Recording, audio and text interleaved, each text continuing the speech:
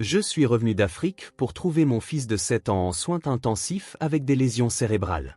Mon frère, le médecin, m'a regardé dans les yeux et a dit que c'était un accident. Quand j'ai examiné les blessures, j'ai réalisé. Tu laisses pousser dans les escaliers. Avant de commencer l'histoire, n'oubliez pas de laisser un like et de vous abonner à la chaîne pour voir plus d'histoires comme celle-ci. Les lumières fluorescentes de l'aéroport de Newark me semblaient trop agressives. Je tirais ma valise en passant la douane, épuisé par 30 heures de voyage depuis Kinshasa. Un mois en République démocratique du Congo. Un mois de journée de 17 heures dans un hôpital de campagne. Un mois à sauver des vies dans des conditions impossibles. Un mois loin de mon fils. Mon téléphone a vibré à l'instant où j'ai passé la douane. Marcus. Le nom de mon frère sur l'écran m'a fait sourire. Il appelait probablement pour coordonner la récupération d'Ethan. J'ai répondu. Rachel. Sa voix était étrange. Plate. Tendue. Marcus? Qu'est-ce qui ne va pas? Un silence. Trop long. Marcus, que s'est-il passé? Il y a eu un accident. Ces mots sortaient lentement, prudemment. Ethan est tombé. Il est au Columbia Presbyterian. Rachel, il faut que tu viennes tout de suite. Le téléphone a failli me glisser des mains. Tombé? Gravement? Viens, c'est tout. Je suis avec lui.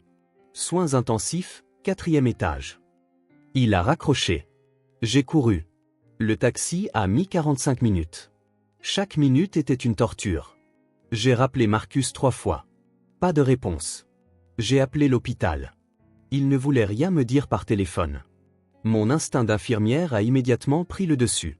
Quand un hôpital refuse de parler, c'est mauvais signe. Quand les membres de la famille ne peuvent pas répondre aux questions, c'est pire. À l'hôpital, j'ai présenté ma carte professionnelle.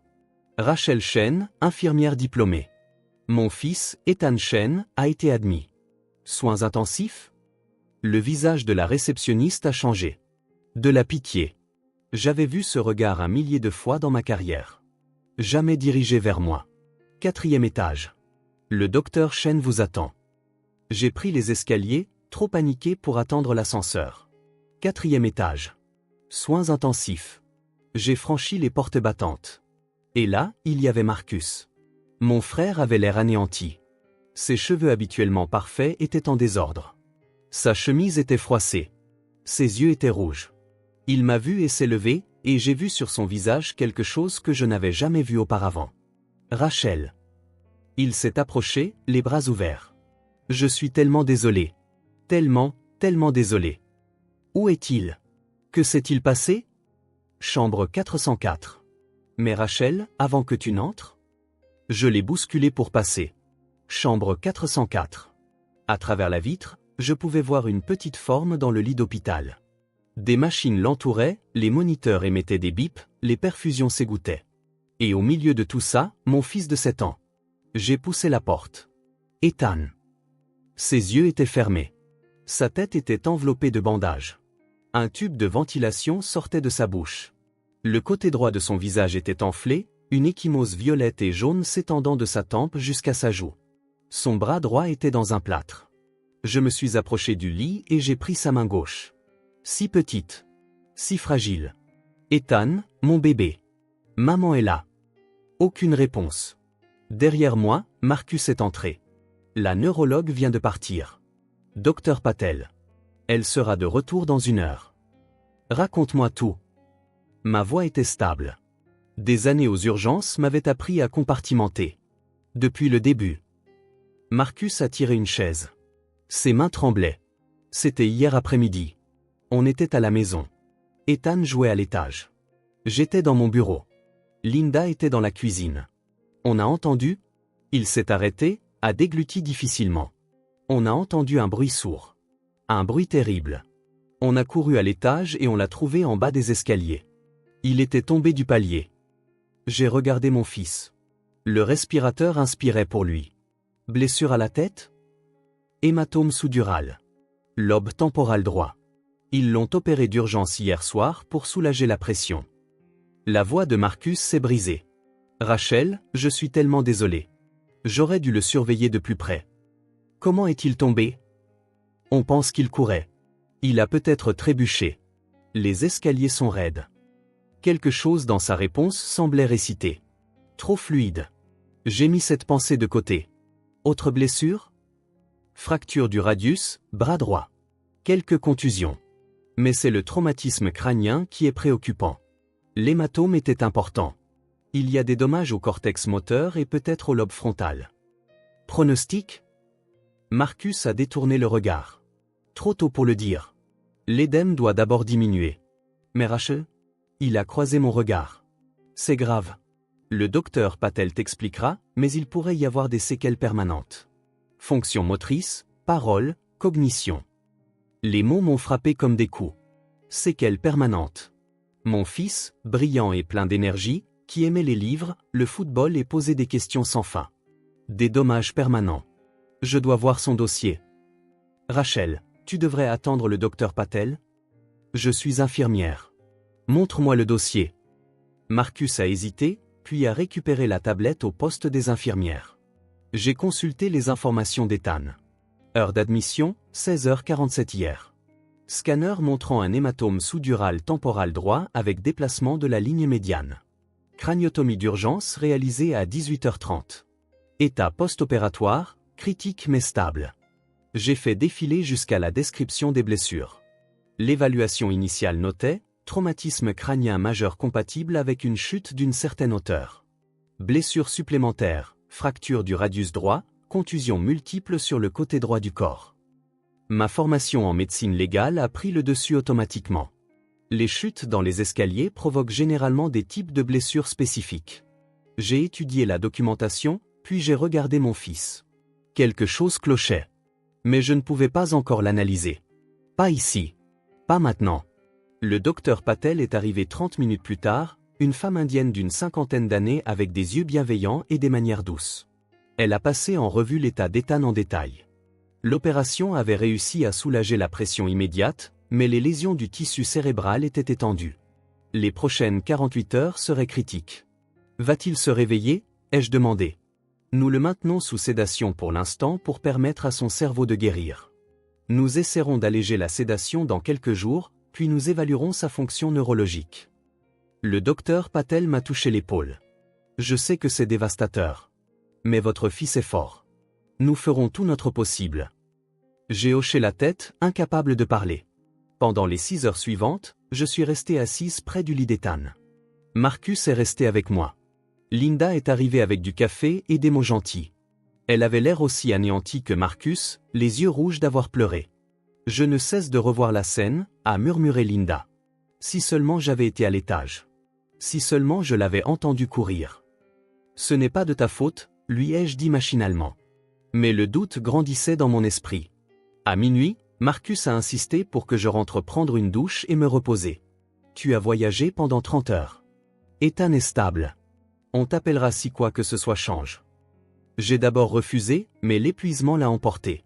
J'ai pris un taxi jusqu'à mon appartement à Brooklyn, j'ai pris une douche et je me suis effondré sur mon lit. Mais je ne pouvais pas dormir. J'ai sorti mon ordinateur portable et j'ai ouvert les photos que Marcus avait envoyées pendant le mois. Ethan souriant au parc. Ethan mangeant une glace. Ethan jouant aux échecs avec Marcus. Mon frère m'avait envoyé des nouvelles tous les quelques jours. Tout semblait normal. Mais maintenant, en y regardant de plus près, j'ai remarqué quelque chose. Sur les photos de la dernière semaine, le sourire d'Ethan semblait forcé. Sur une photo, il portait des manches longues malgré la chaleur. Sur une autre, il se tenait bizarrement, le poids décalé sur son côté gauche. J'ai ouvert mon téléphone et j'ai fait défiler les messages. Les textos de Marcus avaient été brefs mais réguliers. Ethan va super bien. On s'est bien amusé au musée des sciences aujourd'hui. Ethan te dit bonjour. On fait des pizzas. Tout va bien ici. Concentre-toi sur ton travail. Mais j'avais essayé de l'appeler en vidéo 3 fois la semaine dernière. Marcus avait esquivé à chaque fois. Ethan dort. On est sorti en ce moment. Mauvaise connexion, je te rappelle. Il n'a jamais rappelé. Pourquoi? À 3 heures du matin, j'ai renoncé à dormir et je suis retourné à l'hôpital. Marcus était parti, mais Linda était là, somnolent sur la chaise à côté du lit d'Ethan. Elle s'est réveillée quand je suis entré. Rachel. Tu es de retour. Je n'arrivais pas à dormir. Linda a hoché la tête d'un air compréhensif. Moi non plus. Je me suis assise de l'autre côté du lit et j'ai regardé mon fils respirer. Le respirateur sifflait rythmiquement. Linda, dis-je doucement. Raconte-moi exactement ce qui s'est passé hier. Elle a eu l'air surprise. Marcus ne t'a pas raconté? Je veux l'entendre de ta bouche. Linda a joint ses mains. J'étais dans la cuisine en train de préparer le dîner. Vers 16h30. Marcus était dans son bureau, il avait de la paperasse de l'hôpital. Ethan était à l'étage dans la chambre d'amis, il jouait avec ses Legos. On a entendu un fracas. Nous avons tous les deux couru. Ethan était en bas des escaliers, inconscient.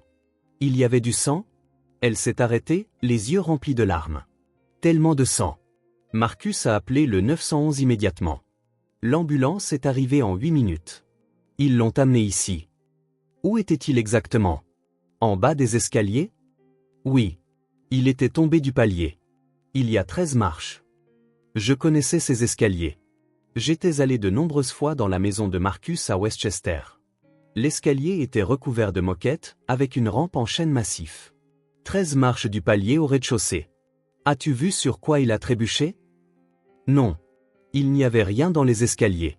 On pense qu'il courait, tout simplement, et qu'il a perdu l'équilibre. J'ai hoché la tête lentement.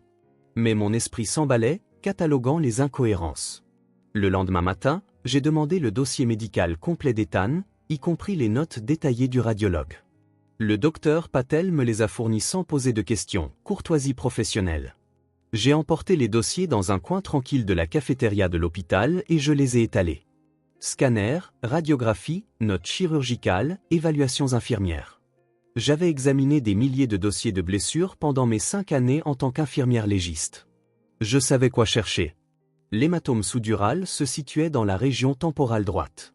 Saignement important entre le cerveau et le crâne, provoquant une pression dangereuse. La fracture de son radius droit était complète, les 2 os nettement cassés. Mais c'est le schéma des contusions qui a attiré mon attention. La documentation notait des ecchymoses sur le côté droit de son corps, tempe droite, épaule droite, hanche droite, genou droit. Compatible avec une chute sur le côté droit. Mais il y avait d'autres ecchymoses. Sur son dos, entre les omoplates. Et sur le haut de son bras gauche, 4 petites ecchymoses, regroupées. J'ai regardé les photographies prises lors de l'admission. Les ecchymoses sur son bras gauche étaient distinctives. Petites, circulaires, espacées régulièrement. Des empreintes de doigts. Quelqu'un avait attrapé le bras gauche d'Ethan. Fortement. Mon cœur s'est mis à battre la chamade. J'ai examiné plus attentivement l'ecchymose du dos. Elle était allongée, de la taille approximative d'une paume de main.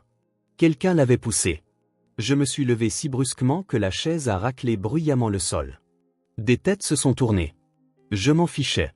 J'ai sorti mon téléphone et j'ai appelé mon ancien superviseur au bureau du médecin légiste. Le docteur James Rodriguez a répondu à la 3e sonnerie. Rachel? Je te croyais en Afrique. Je suis rentré hier. James, j'ai besoin d'une faveur. Une consultation. Bien sûr. Que se passe-t-il? J'ai expliqué rapidement les blessures d'Ethan, l'histoire de la chute, le schéma des ecchymoses. James est resté silencieux un long moment. Rachel, tu sais ce que tu es en train de suggérer. Je sais. Mais j'ai besoin que quelqu'un d'autre regarde ça. Quelqu'un d'objectif. Envoie-moi les images.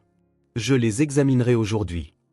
J'ai transféré les fichiers, puis je suis retourné dans la chambre d'Ethan. Marcus était là, parlant avec le docteur Patel.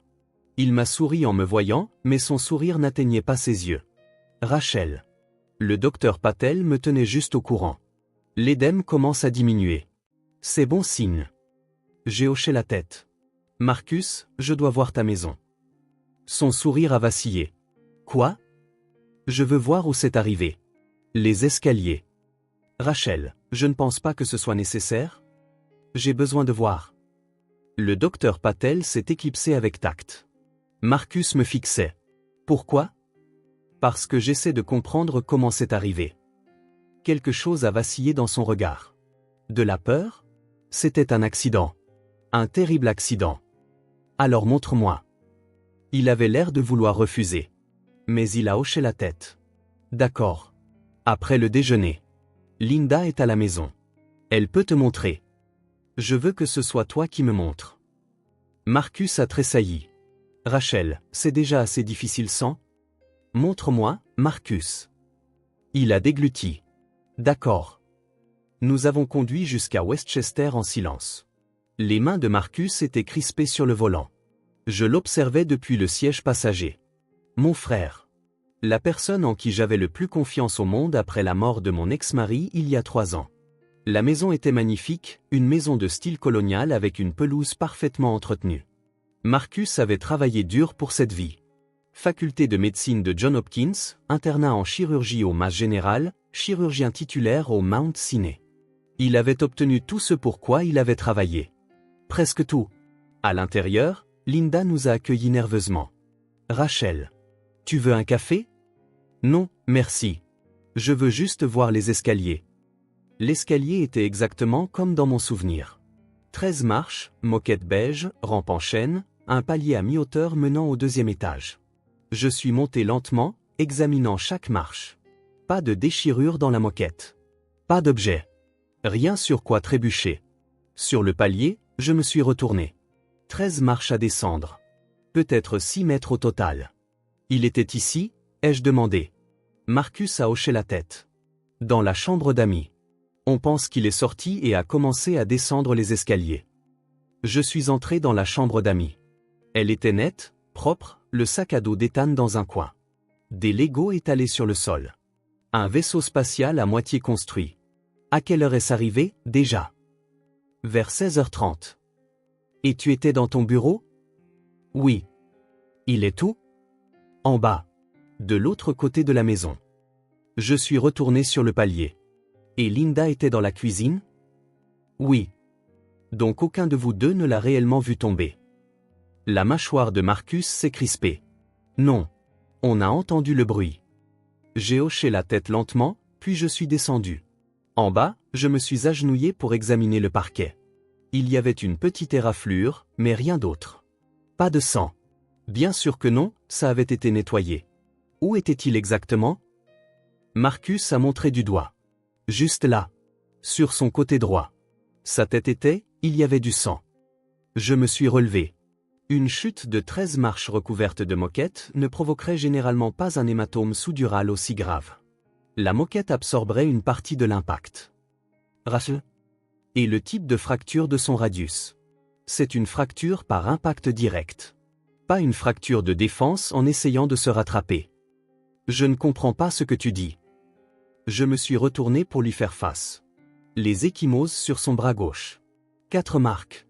Des empreintes de doigts. Quelqu'un l'a attrapé. Marcus est devenu blême. Ce n'est pas possible. Et l'ecchymose sur son dos. Entre les omoplates. De la taille d'une paume de main. Rachel, arrête. Quelqu'un l'a poussé, Marcus. Mon frère a reculé. Tu es en état de choc. Tu ne réfléchis pas clairement. Je réfléchis parfaitement clairement. Je suis infirmière légiste. J'ai analysé des centaines de blessures de chute. Ce n'était pas un accident. Linda est apparue dans l'encadrement de la porte. Que se passe-t-il? Je l'ai regardé. Avez-vous poussé mon fils dans les escaliers? Son visage est devenu blanc. Quoi? Non. Bien sûr que non. Alors qu'il a fait? Personne. La voix de Marcus a monté. Il est tombé. Pourquoi ne veux-tu pas le croire? Parce que les preuves ne correspondent pas à ton histoire. Marcus a passé une main dans ses cheveux, un geste agité. Rachel, je sais que tu es bouleversée. Mais tu vois des choses qui n'existent pas. Parfois, les accidents arrivent, c'est tout. J'ai étudié le visage de mon frère. L'homme qui m'avait appris à faire du vélo. Qui m'avait aidé pour mes dossiers d'inscription en médecine. Qui m'avait serré dans ses bras quand mon mari est mort. Et j'ai vu le mensonge. Je vais découvrir ce qui s'est réellement passé, dis-je doucement.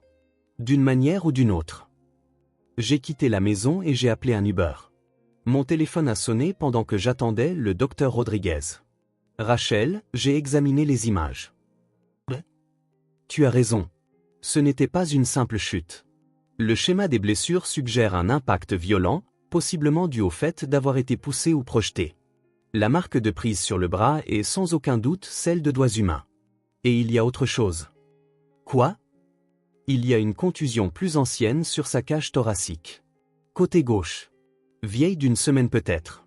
Estompé, mais visible sur les images haute résolution. Mon sang s'est glacé. Quelqu'un l'a frappé avant. C'est possible. Rachel, tu dois appeler la police. Je le ferai. Mais d'abord, j'ai besoin de plus de preuves. Sois prudente. J'ai raccroché et j'ai regardé la maison. Marcus observait depuis la fenêtre. Quand il m'a vu le regarder, il a reculé. Cette nuit-là, j'ai attendu la fin des heures de visite, puis j'ai utilisé mes anciennes accréditations pour accéder au système administratif de l'hôpital. J'avais besoin de l'emploi du temps de Marcus du mois dernier. Ce que j'ai trouvé m'a retourné l'estomac. Marcus avait pris un congé de 3 semaines. Motif personnel, notait le système. 3 semaines. Presque toute la durée de mon séjour en Afrique.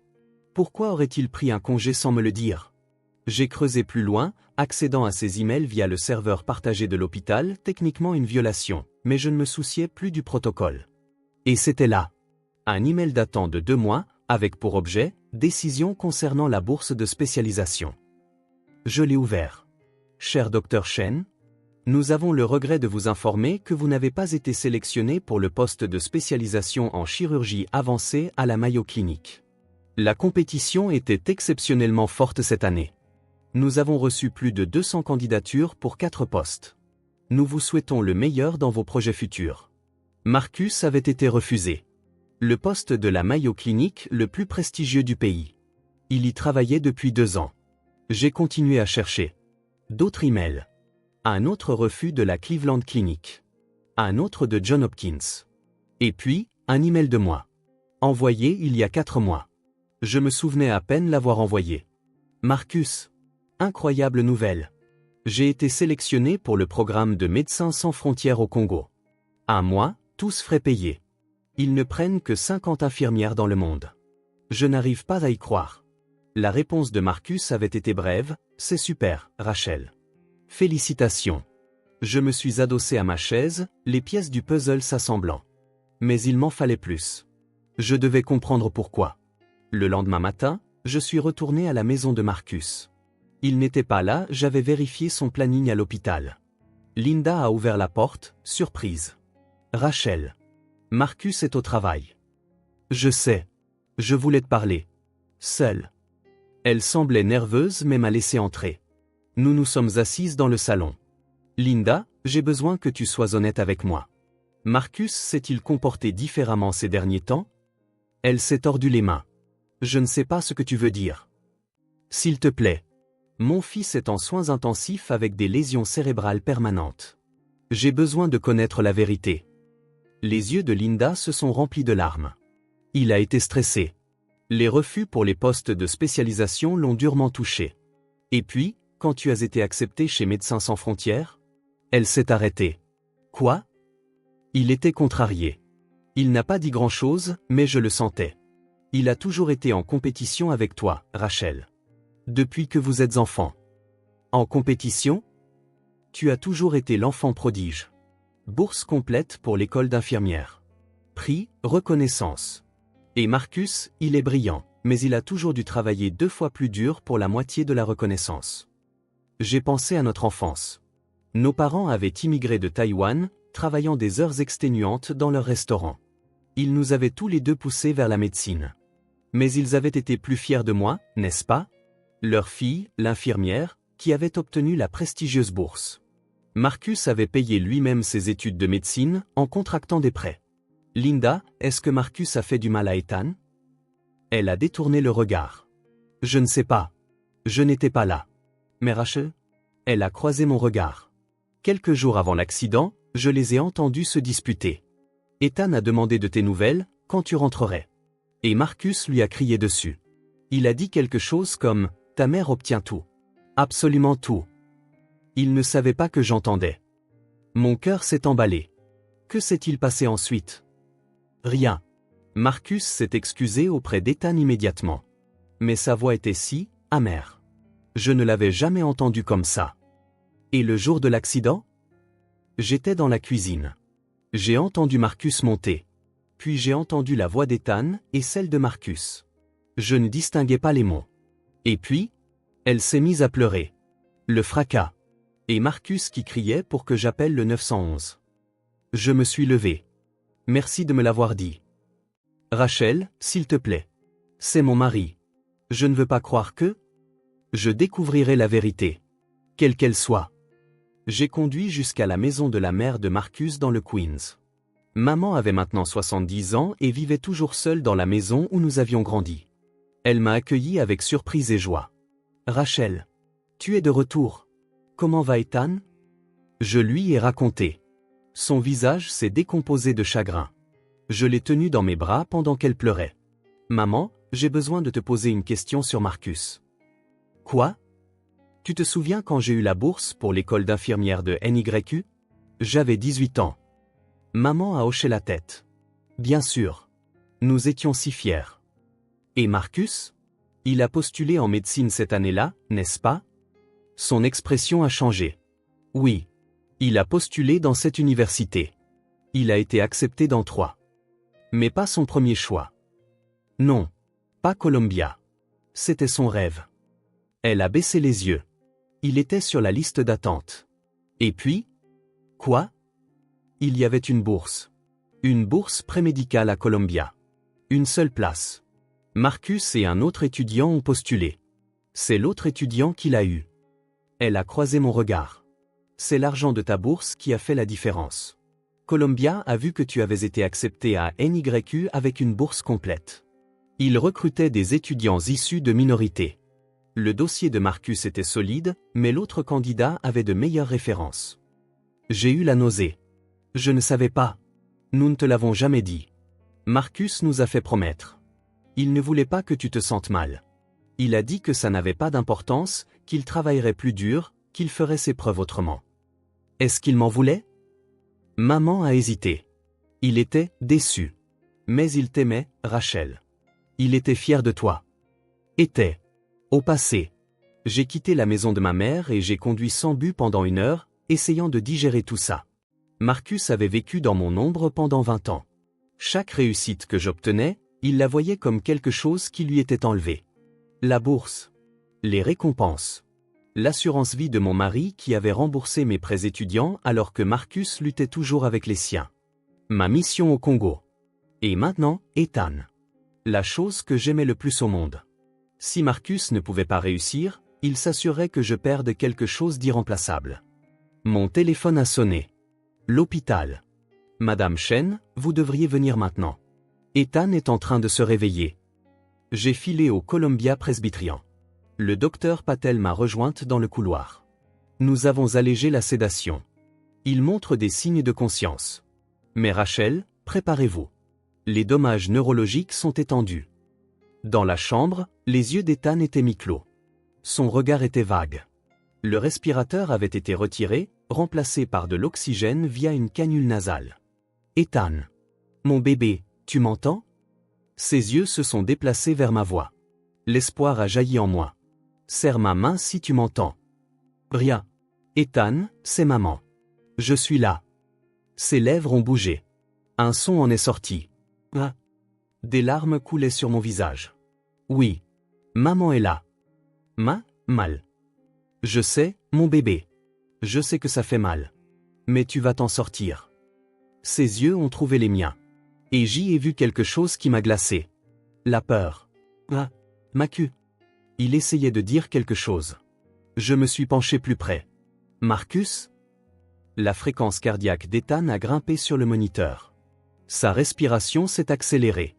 Il a commencé à s'agiter faiblement. Ethan, calme-toi. Tu es en sécurité. Non, Max. Le docteur Patel est entré en courant. Il s'agite. Nous devons le sédater à nouveau. Attendez. Il essaie de me dire quelque chose. Mais Ethan pleurait maintenant, de faibles sanglots, son petit corps tremblant. Macu pousse, Scalier. Les mots m'ont frappé de plein fouet. Marcus a poussé. Le docteur Patel a injecté un sédatif. Les paupières d'Ethan se sont fermées. Je me suis tourné vers le docteur Patel. Vous avez entendu ça? Elle a hoché la tête lentement, le visage grave. J'ai entendu. Je dois appeler la police. Je vais consigner ce qu'il a dit dans son dossier. Je suis sorti dans le couloir et j'ai appelé les services de police. En moins d'une heure, 2 inspecteurs sont arrivés, un homme d'âge mûr nommé inspecteur Mills et une femme plus jeune nommée inspectrice Torres. J'ai tout expliqué. Les blessures. L'analyse médico-légale. La déclaration de Linda. Les mots d'Ethan. Et vous pensez que votre frère a délibérément poussé votre fils dans les escaliers? A demandé Mills. Oui. Pourquoi aurait-il fait ça? J'ai expliqué les refus. Les postes de spécialisation. La vie passée dans mon ombre. Torres prenait des notes. Nous devrons interroger votre frère. Et nous aurons besoin d'une analyse médico-légale officielle des blessures. Je peux la fournir. Sans vouloir vous offenser, Madame Chen, mais vous êtes la mère de la victime. Nous avons besoin d'un expert indépendant. Le docteur James Rodriguez du bureau du médecin légiste a déjà examiné les images. Il confirmera tout ce que j'ai trouvé. Mills a hoché la tête. Nous le contacterons. En attendant, nous aimerions que vous restiez à l'écart de votre frère. Ne le confrontez pas. Ne l'avertissez pas. Pouvez-vous faire ça? J'ai accepté, bien que chaque fibre de mon être veuille affronter Marcus immédiatement. Les inspecteurs sont partis. Je suis retourné dans la chambre d'Ethan et je me suis assise près de son lit, tenant sa main. Je vais arranger les choses, ai-je murmuré. Je te le promets. 2 jours plus tard, l'inspectrice Torres a appelé. Nous avons terminé l'analyse médico-légale. Le docteur Rodriguez a confirmé vos conclusions. Le schéma des blessures est compatible avec une poussée par derrière, une prise sur le bras gauche et une projection violente. Et maintenant? Nous obtenons un mandat d'arrêt contre votre frère. Ça prendra quelques jours, nous devons monter le dossier correctement. Mais Madame Chen, il y a autre chose que vous devriez savoir. Quoi? Nous avons consulté les dossiers médicaux de votre frère. Son historique de prescription. Il prend des antidépresseurs et des anxiolytiques depuis 6 mois. À forte dose. Je ne savais pas.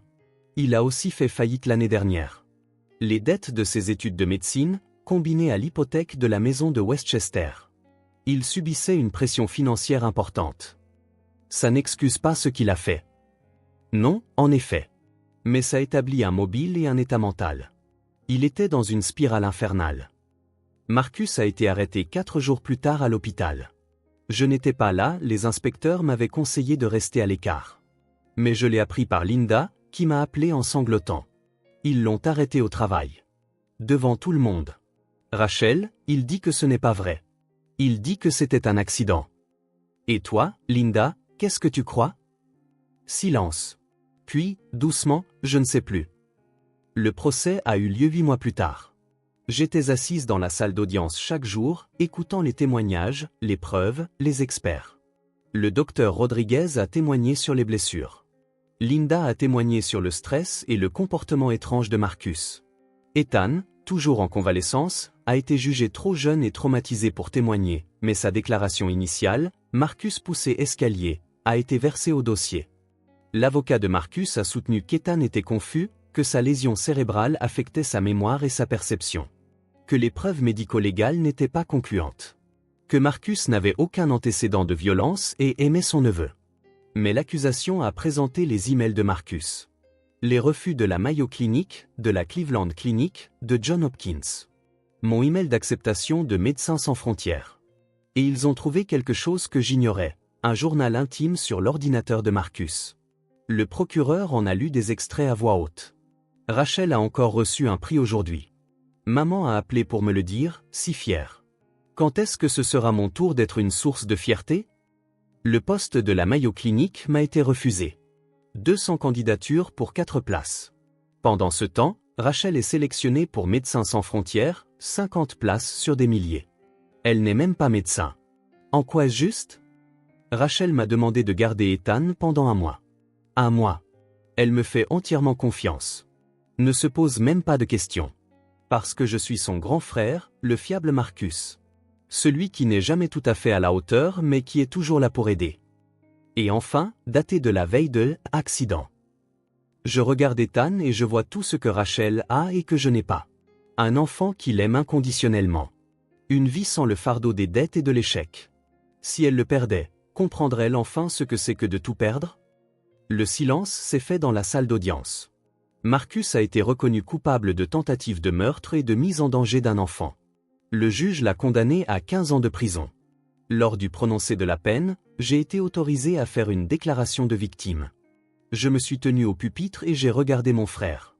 Je t'ai fait confiance, ai-je dit. Je t'aimais. Je pensais que nous étions une famille. Mais tu as choisi le ressentiment plutôt que l'amour.